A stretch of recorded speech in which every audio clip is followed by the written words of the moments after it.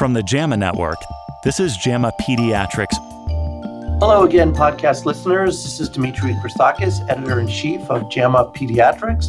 With me today, as always, is my good friend, colleague, and Associate Editor, Dr. Alison Galbraith, joining me from Boston Medical Center. Hi, Allie. Hi. We have two papers to discuss today, interesting and quite different. Why don't you go first, as always?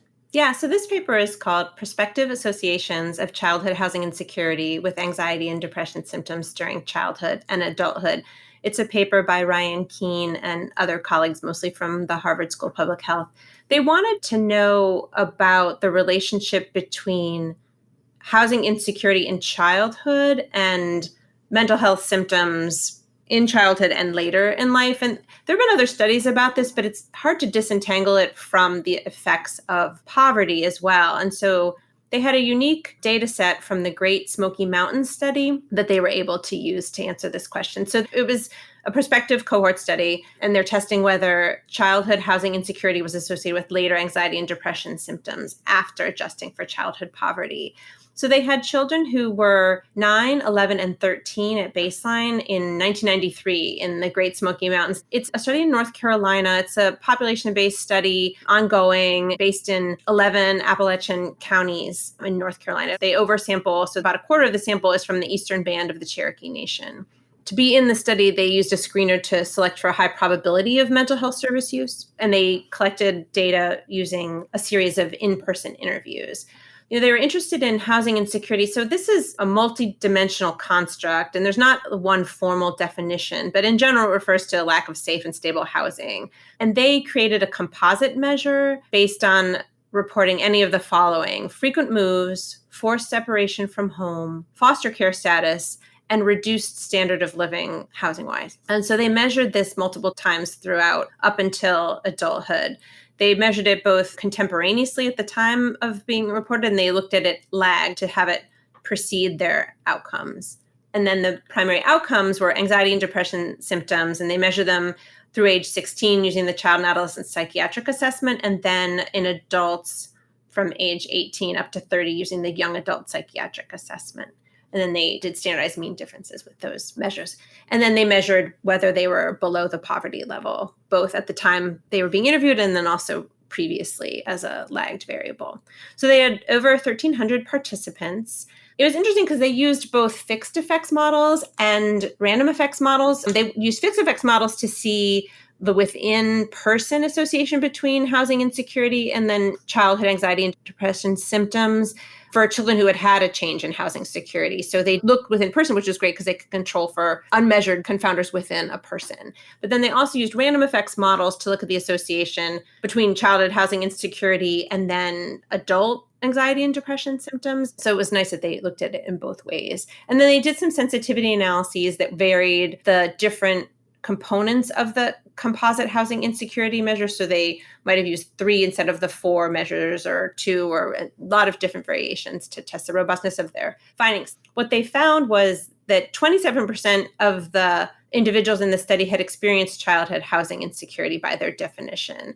And interestingly, of those, 36% had never been below poverty. So you can have housing insecurity. It's not just because your income is low. What they found was that those who experienced housing instability in childhood had significant anxiety symptom scores and depression symptoms at the same time. And then they also found that having childhood housing insecurity predicted later anxiety and depression symptoms later in childhood. And then they also found that having childhood housing insecurity was associated with significantly higher depression symptom scores in adulthood, but not anxiety scores. And this association was statistically significant after adjustment for childhood poverty. And interestingly, they did not find a relationship between child poverty and later adult anxiety and depression symptoms, like they did for the housing instability. And they had similar findings using different operationalizations of housing insecurity.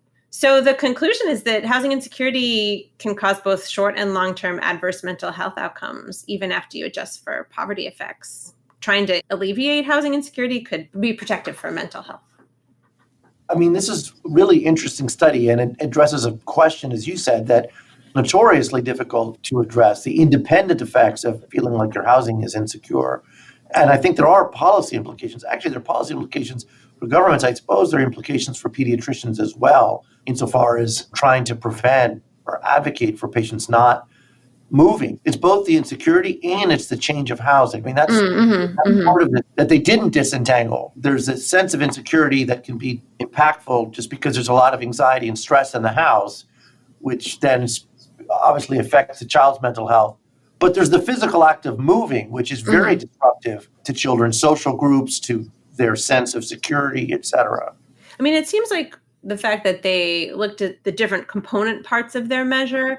So some of them were definitely like you changed address, right? Like to your point of like the actual moving. But then there were others that were more about the nature of the housing that you had, that it was not optimal. And then separately, foster care placement. So I think that it was nice that they sort of captured these different causal pathways. And each of those have different policy levers, right? The foster care placement policy levers are different from the ones about having to move housing multiple times.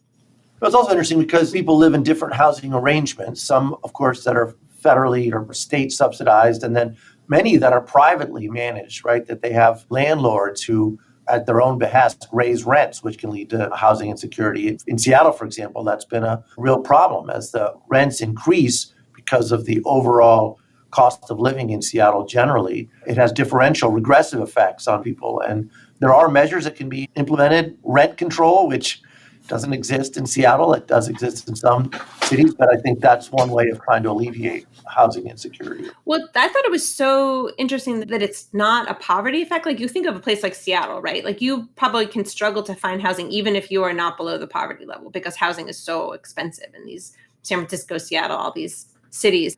Well, let's move on to our next study, which is quite different. For those of you that are in practice, this has, I think, real implications. It's called the Short Course Therapy for Urinary Tract Infections in Children, the SCOUT. See, they have a great acronym, Randomized Clinical Trial.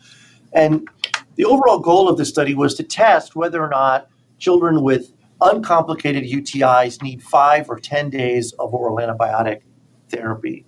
A lot of the times we prescribe antibiotics for durations that are, how should I say, made up and have historically been just sort of supported generationally. We treat things for certain periods of time, often 5, 7, or 10 days. Actually, when I started, it was always 2 weeks or 3 weeks. It was absurdly long. And of course, most people didn't even take the antibiotics that long. Anyway, so this is sort of a thorny, but I think important question. Should we be giving children with uncomplicated UTIs 5 or 10 days of therapy? Our adult colleagues actually have reduced urinary tract infection for adult women to 3 days. The question is, can we do something similar for children? This is, I think, an important distinction of this study. It was construed as what's called a non-inferiority trial. So they're not trying to test whether 5 days is better than 10 days, because it would sort of strain credulity to believe it could be. They're trying to test whether or not 5 days is as good as 10 days. And we don't see very many non-inferiority trials. You know, most trials we see are based on the hypothesis that a treatment is better than non-treatment. And that's actually part of the reason why we tend to overtreat things, because once we've established that something's effective, we don't then try to move the needle back and say, how little treatment do you need? Non-inferiority trials require a lot more patience because you're trying to say that this is at least as good as this, or not worse than this, I should say, within a certain margin. So the first thing you have to decide is what that margin is. So what they decided to set as an acceptable margin was a 5% difference. So is 5 days of antibiotics as good as 10 days as long as there's less than a 5% difference in treatment failure? That's the margin they set. The smaller you set the margin, the more patients you need. But the important thing to keep in mind is that the size of that margin determines what the non-inferiority trial set. This trial established non-inferiority. What it's telling us is that 5 days is as good as 10 days if you're willing to tolerate a 5% increased risk of difference. And the difference they looked at specifically here were treatment failure, meaning the child continued to have a UTI, that stopping at 5 days meant that they had I don't know whether you wanted a relapse or recurrence or the same infection within a month. We looked at a lot of secondary outcomes as well related to the potentially adverse effects of antibiotics in terms of diarrhea, stool colonization, et cetera. But I want to focus on the principal outcome because we don't have time to go into all of them. You can certainly read the paper at our website or subscribe to our journal. So the way they did the trial was that antibiotics were prescribed at the discretion of the treating physician, whether they were in the ER or private practice.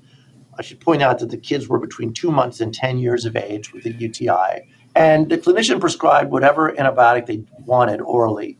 And then after the first day, so between days 2 and 5, the study team contacted the families, enrolled them in the trial. And if they were getting better, meaning they had fewer symptoms and no fever, at day 5, they were randomized to 5 days of placebo or 5 more days of the same antibiotic they were on. It's a lot of work for the study team because they were trying to not change what doctors did. So the doctors had prescribed 10 days of whatever antibiotic they wanted, and then in swoops the study team and says, okay, now we're going to randomize you to take these 5 days of an equivalent drug for all these different drugs which they would deliver. And what did they find after all of this? They found, interestingly, that the primary outcome was 0.6% of kids in the long treatment, the regular treatment, 10 days, had persistent symptoms versus 4.2% in the short course. So that's the difference of 3.6%, if I'm doing my math right. But if you look at the 95% confidence interval of the difference, it actually goes to 5.5%, meaning that at the extreme, kids treated for short course are at 5.5% increased risk of having treatment failure compared to kids that were treated in the long course. Technically, they did not establish non-inferiority based on their a priori set difference of 5%. So what do they conclude from this? Well, it's interesting because they could conclude we should be treating for 10 days because we didn't meet our threshold. But they also say that 5.5% is pretty low. So it's a very interesting study in terms of, I think, how you apply it, because that's what it comes down to. You know, it really comes down to you and your patients deciding you want to do 5 days at the largest difference, right? It's 3.6% is the point estimate, up to 5.5% difference. I don't know, Ali, what do you think? What would you do? The thing I thought was tricky about this, and I understand why they had to set the study up the way they did, but when you decide to treat someone for 5 days or for 10 days, you're deciding that when you're diagnosing the UTI, and then you send them off out into the world, and you're not checking in with them at 5 days to see that they're clinically improving, which is what the study did. And so, I mean, they talk about this in their conclusions, and they said, well, the low failure rate, you can consider 5 days for kids who are improving after 5 days of antibiotics. But so that would mean you would need to call your patients, check in, see how they're doing, and then either say, stop your 10-day course, or let me give you 5 more days. So operationally, I think it's a little tricky. I think that's an excellent point. And of course, I think the reality is, if you talk about from an effectiveness or pragmatic standpoint, I think the truth is very few, except for our most responsible families, take all of the drugs exactly as we prescribe them. So I don't know. I think the bottom line for the study is, as Ali said, you could check in at 5 days or have a nurse check in, or, now people could use instant messaging systems or something if their health system has such things. Or you could decide to accept a 5% increased risk and go for a shorter course. One other thing I thought was really interesting, which doesn't actually help make this decision at the time you're deciding to write the script, is that having a fever at the time of diagnosis didn't really seem to predict whether a short course would or wouldn't be effective. So you couldn't really be like, oh, well, this person isn't febrile right now, so I'm going to say to do 5 days. That's an excellent point, and not something that I would have thought at all. We always tend to think of fever as being a sign of greater risk. All right. Well, thank you very much once again for spending time with us. I will point out that Ali and I and the JAMA network are in the process of exploring ways to revamp this podcast. So stay tuned for that. There may be changes in the future that I think will be very exciting. That's all I'll tell you. There's no spoiler alert. It's a little bit of a teaser. Thanks for spending your time with us. We will talk to you again next month. This episode was produced by Shelley Steffens at the JAMA Network. To follow this and other JAMA Network podcasts, please visit us online at jamanetworkaudio.com. Thanks for listening.